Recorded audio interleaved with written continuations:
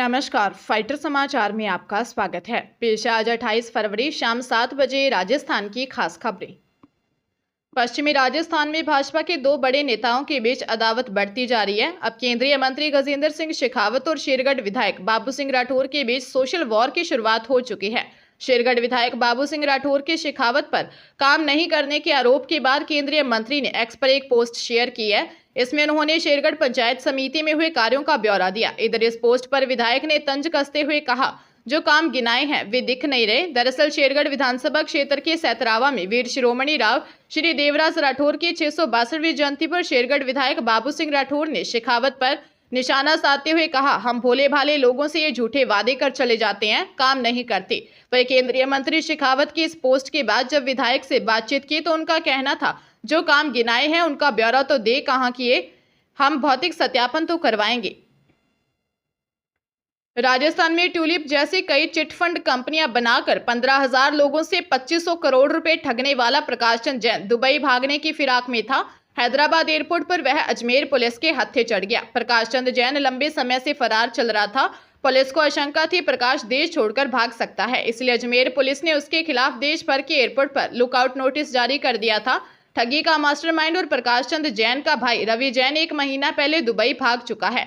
रवि जैन इतना शातिर निकला कि पीड़ित बनकर पुलिस को चकमा देता रहा। पुलिस भी उसकी सिक्योरिटी में लगी रही, जबकि ठगी के शिकार पीड़ितों को थाने में बंद कर दिया गया। जयपुर और अजमेर में हजारों लोगों से ठगी कर चुके प्रकाश चंद जैन के खिलाफ कई थानों में मुकदमे दर्ज हैं।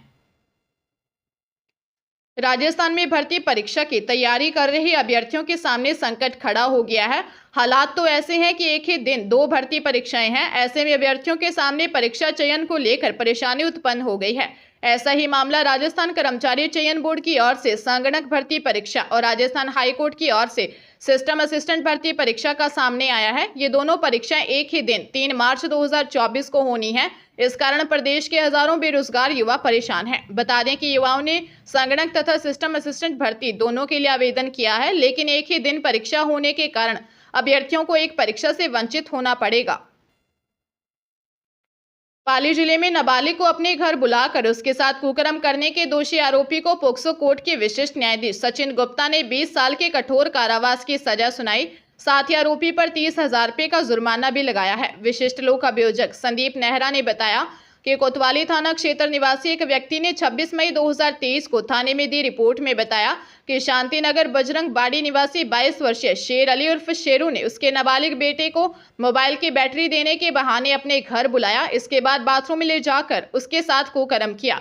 जब वे शाम को घर पहुंचे तो उनका बेटा रो रहा था। पूछने पर उसने सारी घटना बताई।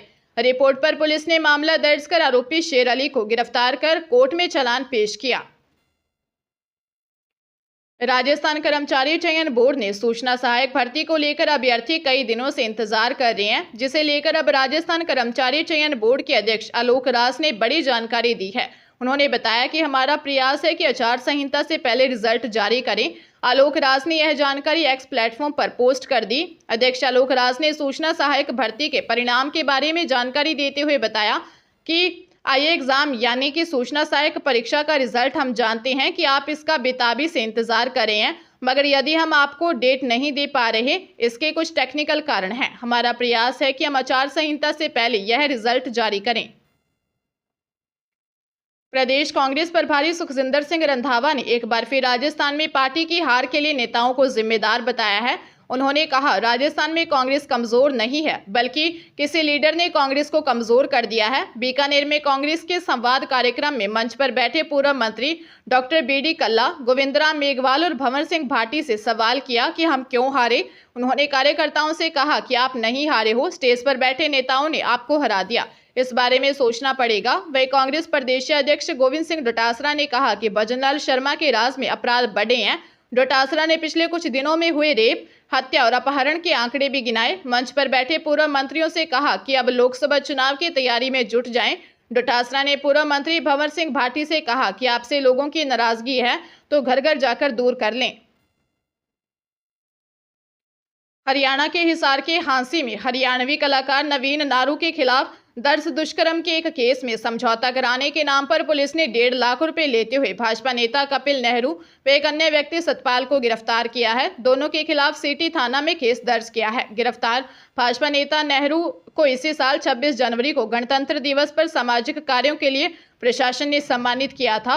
हांसी में रहने वाली एक महिला ने 3 महीने पहले हरियाणवी कलाकार नवीन नारू के खिलाफ दुष्कर्म का केस दर्ज करवाया था। मामले को झूठा और लेन देन के विवाद से जुड़ा बताते हुए हरियाणा के कई फेमस कलाकारों ने एसपी से मिलकर निष्पक्ष जांच की मांग की थी। सिटी थाना एसएचओ को सूचना मिली थी कि नारू के खिलाफ दर्ज दुष्कर्म के केस में कुछ लोग उस पर समझौते के लिए रुपए देने का दबाव बना रहे हैं। इस पर एक टीम का गठन कर कोर्ट परिसर में समझौते के नाम पर 1.5 लाख रुपए लेते हुए न्यू सुभाष नगर निवासी कपिल नेहरू व राम सिंह कॉलोनी निवासी सतपाल को रंगे हाथ गिरफ्तार कर लिया। पुलिस मामले में निष्पक्ष जांच कर रही है। नेशनल टेस्टिंग एजेंसी देश की सेंट्रल, स्टेट, डीम्ड और प्राइवेट यूनिवर्सिटी में प्रवेश के लिए कॉमन यूनिवर्सिटी एंट्रेंस टेस्ट का आयोजन बीते 2 सालों से कर रही है।